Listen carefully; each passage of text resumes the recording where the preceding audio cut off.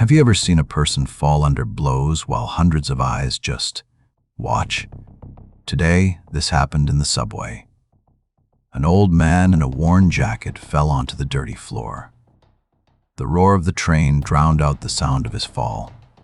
Fists kept coming down on him. The crowd was silent. Colorful jackets stood frozen around. No one moved. It started at the escalator. The old man stood at the edge of the platform, pressing a worn bag to his chest. His coat was once blue, now gray from time and dirt. His face was covered with wrinkles. Eyes stared into emptiness with quiet tiredness. Around him, the usual life of the station was boiling. People rushed to trains. Someone laughed into a phone. Someone scrolled through news. The station breathed its familiar rhythm. No one noticed the old man. He was invisible to this world. Two guys approached from the side. Young, in expensive sneakers and hoodies. One pushed the old man in the shoulder. Just like that. For fun. The old man swayed but kept his balance. The second guy laughed. Pushed harder. The bag fell from the old man's hands. Small things spilled out. A couple of apples. A piece of bread and newspaper. Scraps of someone's past life. The old man slowly bent down to pick up his things. His hands were shaking, not from fear yet. From tiredness. From the cold that lived in his bones. One of the guys kicked an apple with his foot. The object rolled toward the rails as the old man lifted his head. A flash of something in his eyes. A request. A plea. He wanted to speak, but the words stuck in his throat. Suddenly, the first blow struck his back, and he collapsed to his knees. Pain erupted in his spine, sharp as needles, leaving him breathless. Second blow. Third, he tried to cover his head with his hands. Fists kept falling on him, on shoulders, on ribs. One blow hit his temple. The world swayed. Colors floated.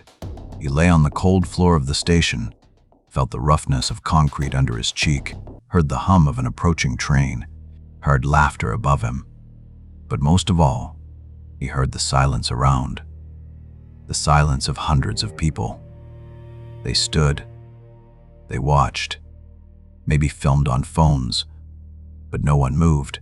At that moment, cold came from inside, not from the floor, not from the wind from the tunnel. An icy stab of despair pierced his chest. He was alone, completely alone among hundreds of faces. Colorful jackets surrounded him in a tight ring. But between him and them was an abyss of indifference. He closed his eyes, accepted it, made peace with the fact that no one would come. The blows continued. The guys weren't laughing anymore. Beat methodically, angrily, the old man stopped resisting. Just lay there, waited for it to end, for the pain to become so strong that it would stop meaning anything. Thoughts tangled. Why did he even leave the shelter today? Why did he go for this bread? What's the point of continuing? The crowd was silent, a faceless mass. Thousands of eyes without souls.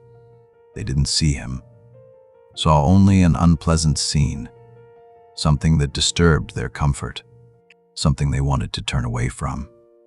And they turned away internally, even while continuing to watch. Then, something changed. First, a voice.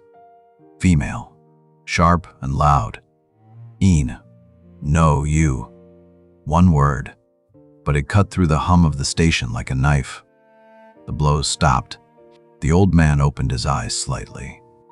Through the veil of pain, he saw a figure. A woman in a business suit. High heels. Strict hairstyle. She stood 2 steps from the guys, hands clenched into fists, face pale with rage. The guys turned around. One smirked. "What do you want, lady?" The woman didn't answer, just stepped closer, stood between the old man and the attackers. Her hands were shaking, but she didn't retreat. The old man looked at her from below. Didn't understand. Why her? Why now? He expected her to leave, that the guys would push her away, that everything would return to the previous nightmare. But the woman stood. Then, someone else appeared next to her. A guy in work overalls, hands in machine oil, broad shoulders. He silently stood next to the woman. Didn't say a word, just crossed his arms over his chest, looked at the attackers with a heavy gaze. Then a student approached, thin, with glasses, with a backpack. He looked scared, but stood in line. Behind him, an elderly woman with a shopping bag. Then a man in a suit. Then a girl with a child in her arms. One after another, people came out of the crowd. Colorful jackets were no longer a faceless mass. They became faces, living, determined. The old man lay and watched. Didn't believe. Tears covered his eyes, from pain, from relief, from something new. Something he hadn't felt for a very long time. The guys looked at each other. There were two of them. Defenders already 10, 15, 20. They kept coming, silently, forming a wall between the old man and the threat. A living wall of people, different, strangers to each other, but united by one thing, the decision not to be silent. One of the guys took a step forward, tried to push the worker. He didn't move. Behind his back stood another 20 people. The guy stepped back. The second was already backing toward the escalator. They looked at each other, turned around, ran, dissolved into the crowd above. Silence. The station froze. The hum of the train died away in the distance. People stood, looked at each other, then at the old man. The woman in the suit was the first to crouch nearby. "Are you okay?" Her voice trembled. "Hands too." But she smiled, nervously, with relief. The worker helped the old man sit up, carefully, gently. The student picked up his things, put them in the bag. The elderly woman took a handkerchief from her shopping bag, held it out to the old man, wiped the blood. The man in the suit was already calling an ambulance. The girl with the child stood nearby. The baby looked at the old man with wide eyes. The old man sat in the middle of this circle. The cold inside was receding, slowly, reluctantly, but receding. Warmth came in its place. Strange, unfamiliar. The warmth of strange hands, strange voices, strange care. He raised his eyes, looked at the faces around. They looked at him not with pity, with participation, with warmth. The silent crowd disappeared. Instead, there were people, living, real, each with their own story. Each made a choice. The choice not to be silent, not to turn away, to act. The woman in the suit helped him stand. The worker supported him under the other arm. They led him to a bench. The old man walked slowly. Each step echoed with pain in his ribs. But he walked, and for the first time in a long time, he didn't feel invisible. The ambulance arrived in 10 minutes. The paramedic examined the old man. A couple of broken ribs, concussion, bruises, nothing fatal. "You're lucky," he said. The old man looked at the people around, at those who stayed, who waited for the ambulance with him. "Yes," he whispered, "lucky." When they took him away, he turned around. The woman in the suit stood on the platform, waved her hand. Next to her, the worker, the student, others. They smiled. The old man raised his hand, waved back, weakly, but from the heart. The story didn't end that day. Someone from the witnesses filmed a video, not the beating, the protection, how people came out of the crowd, how they became a wall. The video spread across the network in hours.